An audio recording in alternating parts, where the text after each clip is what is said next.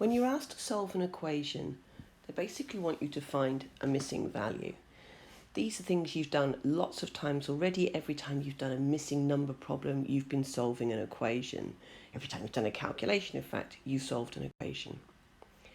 So the first equation we've got here is shown in a model, and the top part of the model here shows us that 24 is equal to A plus B. We know they're equal because the bars are the same length. And we can write this as A plus B equals 24. I could also write it as a subtraction sentence. I could write 24 take away A will leave me with B, and 24 take away B will leave me with A. In this case, A and B can be any pair of numbers which add up to 24. So if A is 13, then B will be 11. If A is 19, then B will be 5. Some equations, though, don't have different solutions. So again, we have got 24 on one side of the equal sign, and we've got 15 and B.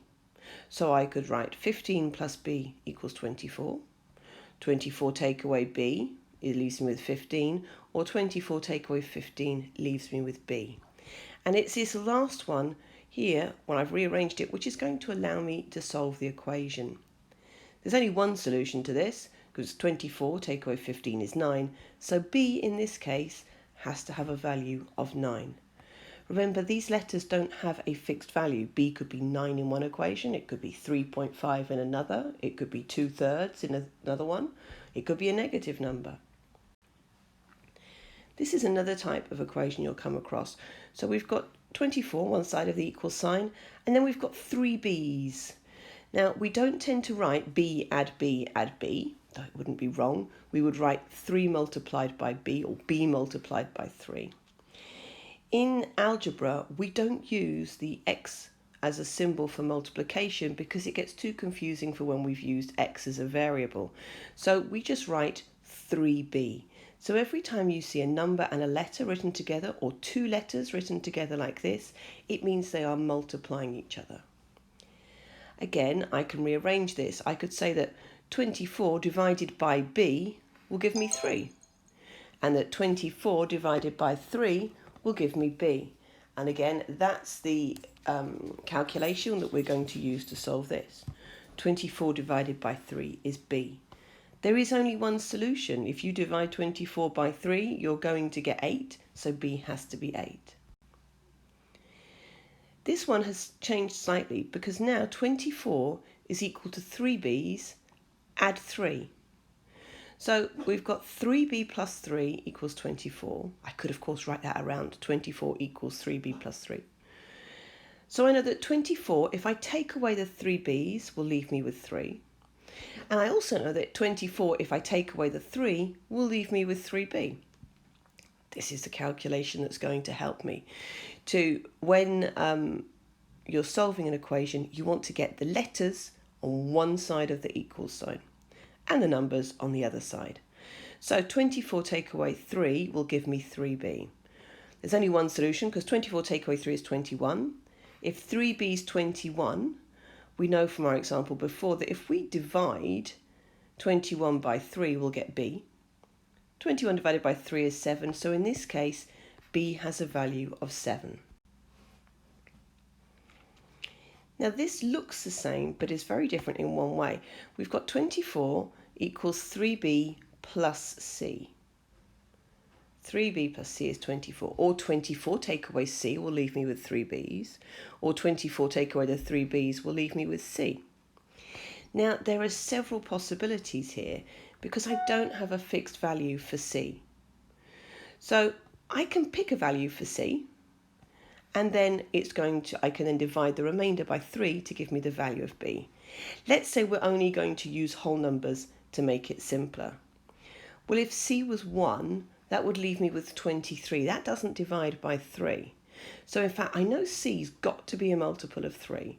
So if C is 3, that leaves me with 3B is 21, which we just worked out is 7.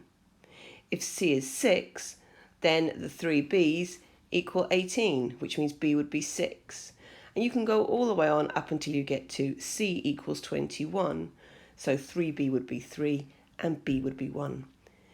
strictly speaking, looking at the size of the bars, it's not a likely answer, but it is perfectly correct arithmetically. So another variation. So 24 this time is worth 4 B's and 2 C's. So again, we've got all variables on one side of the equation, so there's going to be more than one solution, very likely. So in this case, something times 2 and something times 4 have got to add up to 24.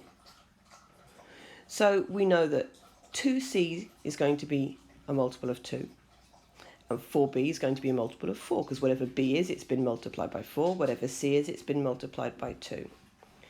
So if B is 1, then 24 take away 4, taking away these 4, would leave me with 20. So C would be 20 divided by 2, which is 10.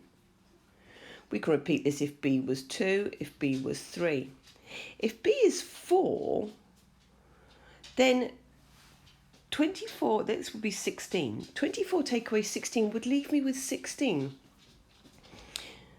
No, it wouldn't. 24 take away 16 would leave me with 8. And 8 divided by 2 is 4. That can't be right. I can't have B equals 4 and C equals 4. If the letter is different, so is the value. The final example we're going to look at, in this case we've got B equals 24 plus 2C. So B take away 24 is 2C, B take away 2C is 24. Again, there's going to be an infinite number of solutions for this one, as B can be the sum of 24 and any multiple of 2. We know that 2C is going to be an even number, as the sum of 2 even numbers is always even and the sum of 2 odd numbers is always even. So if we say we can only use integers, no fractions, let's say we could use negative numbers though, no decimals, B is going to be any even number greater than 26. If we're using only positive integers, let's say. So if C is 1, we're going to have 24. Our 1 is going to be 26. We won't go into what happens if those are negative numbers. I'll leave that one for you to work out.